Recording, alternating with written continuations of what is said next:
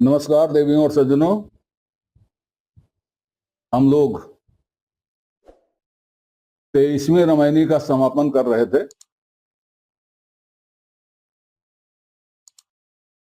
23वीं रामायणी की साखी में साखी की दूसरी पंक्ति है, मानुष जन्म पाए के नर काहे को जहड़ाए। इसके बारे में हमने आपको ईशावास्य उपनिषद के मंत्र 2 का हवाला दिया था। उसको जरा और स्पष्ट कर लें। मानुष जन्म पाए के मतलब क्या है? एक तो मैंने बताया था कि मानुष जन्म सब भोगने के बाद मिलता है। जब पिछले जन्म के किए गए पाप समाप्त हो जाते हैं, कर्म समाप्त हो जाते हैं, तब मानुष जन्म मिलता है। वो इसलिए मिल रहा है, एक चांस मिलता है कि भाई अब की बार तू क्लियर हो जा, मुक्त हो जा। तो मानुष जन्म की महत्ता किस लिए है, इसको इस तरह समझें। देखिए, बुद्धि थोड़ी बहुत सबके पास होती है, मनुष्य के पास भी है, थोड़ी बहुत हर जानवर के पास होती है। कोई जानवर ऐसा नहीं है जो बुद्धिहीन हो, कम बुद्धि वाला हो सकता है। भेड़ भी, उसके पास भी बुद्धि है, कम है। विवेक मनुष्य के पास है तो सबके पास है। वाणी मनुष्य के पास है तो सबके पास है, अपने अपने काम भर की। वाणी बिना किसी पशु का काम नहीं रुकता। संवेदना, एक दूसरे के प्रति संवेदना या एक दूसरे के प्रति घृणा, ये मनुष्य भी है, पशुओं में भी है। तो विचार कीजिए, कौन सी ऐसी बात है जिसमें मनुष्य की श्रेष्ठता इस बात में है कि मनुष्य का जन्म दुर्लभ क्यों कहा गया, और मनुष्य जन्म पा करके कौन सी चीज ऐसी है जो मनुष्य कर सकता है, दूसरा पशु नहीं कर सकता। इसमें सबसे बड़ी चीज है, मनुष्य के अलावा बाकी खानियां विषयी खानियां हैं, विषय के प्रभाव में है। मनुष्य भी विषय के प्रभाव में है, लेकिन मनुष्य विषयों को नियंत्रित कर सकता है। उसके अंदर विषयों के नियंत्रित कर लेने की क्षमता है। पशुओं के पास ऐसी क्षमता नहीं है। जैसे एक सिंपल सा उदाहरण देते हैं। मनुष्य भूख बर्दाश्त कर लेगा, दुत्कारी हुई रोटी नहीं लेगा तब तक जब तक उसका बस चलेगा। और पशु डंडा भी खाएगा, लेकिन हरा चारा झपट के छीन लेगा और डंडा खाएगा, फिर खेत खाएगा, फिर डंडा खाएगा, क्योंकि वो सामने पड़े भोजन को ग्रहण करने से अपने को रोक नहीं सकता। मनुष्य रोक सकता है। इसी तरह से हर चीज, हर वो वस्तु जिसको विषय कहते हैं, उससे मनुष्य अपने को रोक सकता है, और पशु विषयों से अपने को रोक नहीं सकता। तो विषयों से विरत हो जाने की, विषयों को रोक देने की, विषयों से संन्यास ले लेने की ये क्षमता केवल मनुष्य में है, बाकी किसी पशु में नहीं है। इसीलिए उपनिषद का मंत्र कहता है कि कर्म करते हुए 100 वर्ष जीने की इच्छा करो। हे मनुष्य, कर्मों से विरत रहने का तुम्हारे पास और कोई साधन नहीं है। कर्मों से विरत रहने का साधन तुम्हारे पास यह मनुष्य जन्म ही है, और कोई साधन नहीं है। इसी सिद्धांत पर हमने बताया आपको, गीता का कर्मयोग है। और इसी सिद्धांत पर गीता का संन्यास योग है। जो बात 2 पंक्तियों में ईशावास्य उपनिषद के इस मंत्र में कह दी गई, वही बात गीता में कर्मयोग और कर्म संन्यास के नाम से बताई गई। तो कबीर कहते हैं, वही बात कहते हैं कि मनुष्य जन्म पा करके, मनुष्य शरीर पा करके काहे को जहराए, तू व्यर्थ क्यों कर रहा है इसको, इस मनुष्य जन्म को, इस मनुष्य शरीर को व्यर्थ क्यों कर रहा है? व्यर्थ इसलिए हो रहा है कि तू उनका त्याग नहीं कर पा रहा है जो त्याज्य हैं। उनका त्याग कर दे, मनुष्य जन्म सुखी हो जाएगा। अब हम बढ़ते हैं 24वीं रामायणी की ओर, जिसका पाठ मैंने कर दिया था।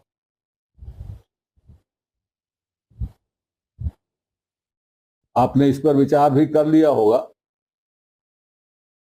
मैंने कहा था कि एक छोटी सी पुस्तक रख लीजिए, खैर कोई बात नहीं। आपने अब तक बहुत सारे साहित्य पढ़े होंगे, आध्यात्मिक साहित्य पढ़े होंगे, लौकिक साहित्य पढ़े होंगे। उसमें आपने सबसे ज्यादा कहानियां पढ़ी होंगी।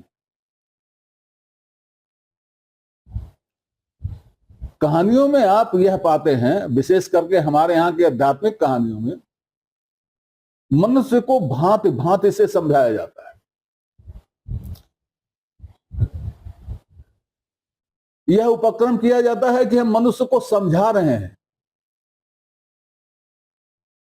लेकिन समझाया जिस तरह से जाता है वह भी एक कारण है कि मनुष्य समझता क्यों नहीं। मैंने पहले कभी कहा था कि हमको जब रामचरितमानस कहानी सुनाई जाती है और हमसे कहा जाता है कि तदनुसार व्यवहार करो, तब एक चीज हमारे मन में आती है, वही तदनुसार हम व्यवहार कैसे करें? क्या हम अपने पिता से कहें कि हमको घर से निकाल दो 14 साल के लिए, कहीं से रावण पैदा करें जिससे हम लड़े? क्या करें? ये विचार आता है। हालांकि ये तर्क सही नहीं है, लेकिन विचार तो आता ही है। हमसे कहा जाता है इसका पालन करो, किस चीज का पालन करें? तो किस चीज का पालन करें? तो ऊपर ऊपर जो दिखाई देता है वही तो आएगा समझ में। एक बात तो ये हो गई। दूसरी बात ये हो गई कि हमारी उपमा या हमारा संबंध यह हमको बताया जाता है ऐसे के माध्यम से जो हमारे सामने कहीं ठहरता ही नहीं।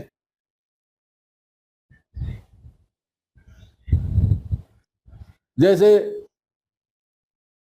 पंचतंत्र की कहानी, जानवरों की कहानी, भालू ने शेर से कहा तो शेर ने ऐसे किया तो ऐसे किया तो ये हुआ तो वो हुआ, इससे ये नीति समझिए।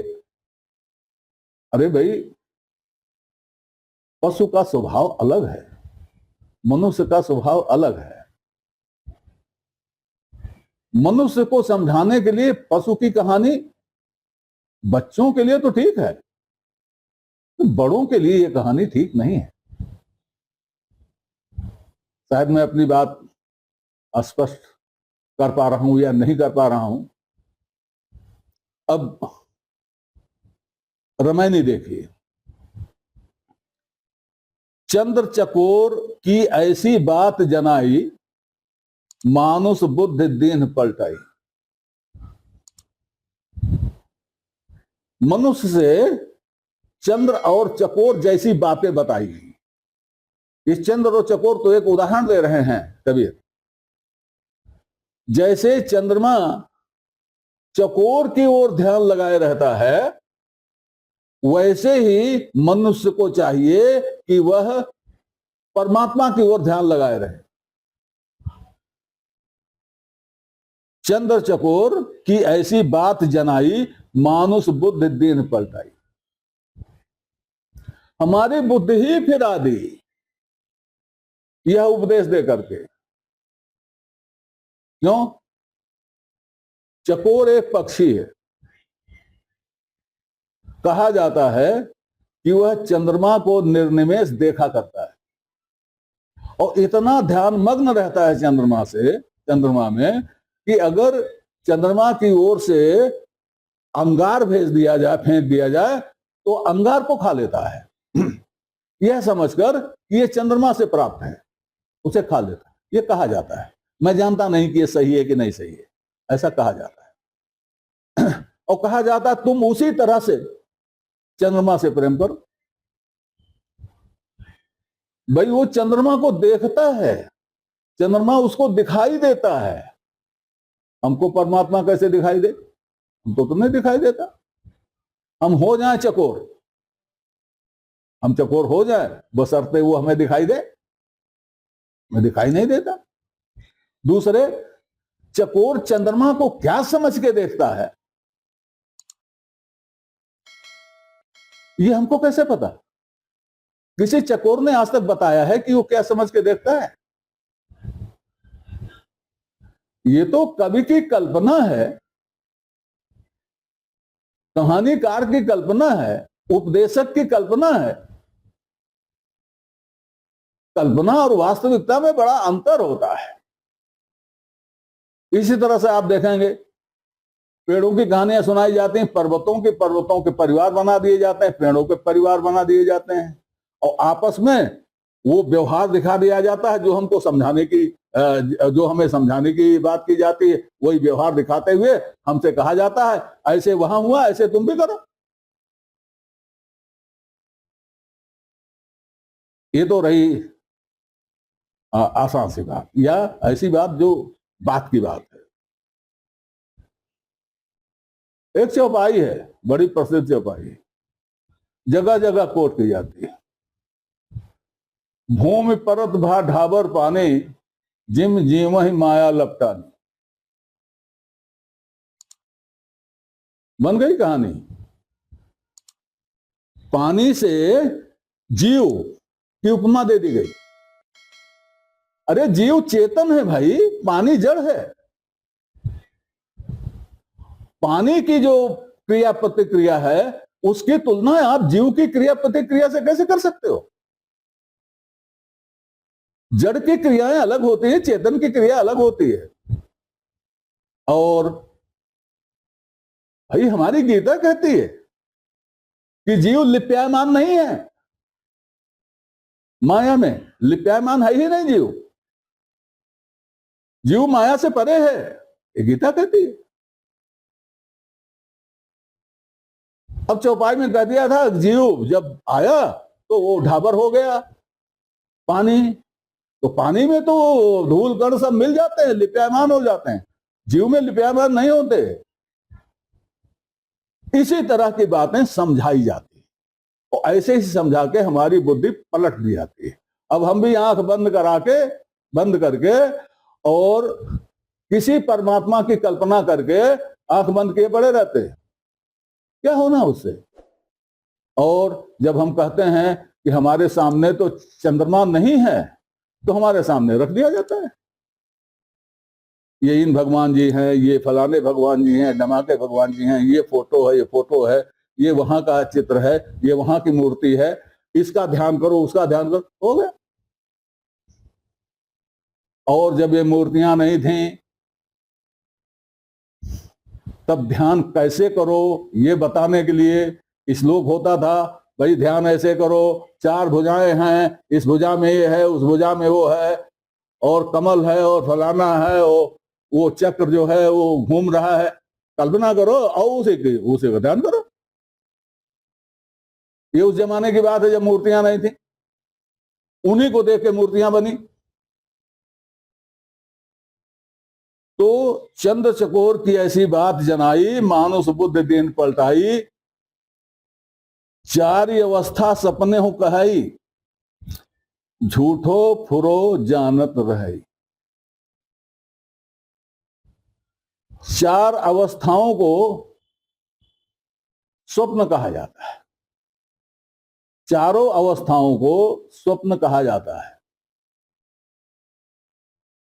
ये हमारा अध्यात्म कहता है 4 अवस्थाएं होती हैं। ये 4 अवस्थाएं क्या हैं? जागृति, स्वप्न, सुषुप्ति, तुरीय। ये 4 अवस्थाएं हैं जीवन की। एक बार फिर जान लीजिए, जागृति जब जगे हुए हैं, स्वप्न जब आधे जगे हैं स्वप्न देखते हैं, सुषुप्ति जब इस तरह से सो गए हैं कि होश हवास नहीं है, और तुरीय जब अंतिम सो गए हैं, ध्यान कहीं और लग गया है। तो ये 4 अवस्थाएं होती हैं। 4 अवस्थाएं बताई तो जाती हैं, लेकिन साथ में भी है झूठो फुरो जानत रहे। ये 4 अवस्थाएं सपने की हैं, स्वप्नवत हैं, लेकिन इस झूठ को सत्य जानते रहते हैं। बताने वाले भी और करने वाले भी, उपदेश करने वाले भी और उपदेश सुनने वाले भी। आगे दे दे सबन गमाया, मानुष बुद्धि सपने हो नहीं पाया। तो ये 4 अवस्थाएं जो होती हैं, 4 अवस्थाओं में जागने में तो हम देख रहे हैं क्या हो रहा है, स्वप्न में हम जान रहे हैं कि स्वप्न झूठा है, और जगते हैं तब जानते हैं कि हमने स्वप्न देखा है। सुषुप्ति, खूब बढ़िया सो करके जब सवेरे जगते हैं तब कम से कम हमको ये याद रहता है कि हम बहुत अच्छी तरह से सोए। हम 10 बजे सो गए थे, 10 बजे के बाद का हमको नहीं मालूम है। तो जानते रहते हैं यह झूठा है, ये जानते रहते हैं, लेकिन इसको फुर माने सही सही समझते रहते हैं। तो आज इस रामायणी का इतना ही, शेष पर आगे विचार किया जाएगा। तब तक के लिए नमस्कार। आपसे निवेदन है कि श्रृंखला को अपनी लाइक दें, इसको सब्सक्राइब करें और कमेंट बॉक्स में जाकर अपनी टिप्पणी प्रस्तुत करें, अपनी जिज्ञासा व्यक्त करें, अपने प्रश्न पूछें। यथा समय आपकी जिज्ञासाओं और प्रश्नों का समाधान करने का प्रयास किया जाएगा। धन्यवाद।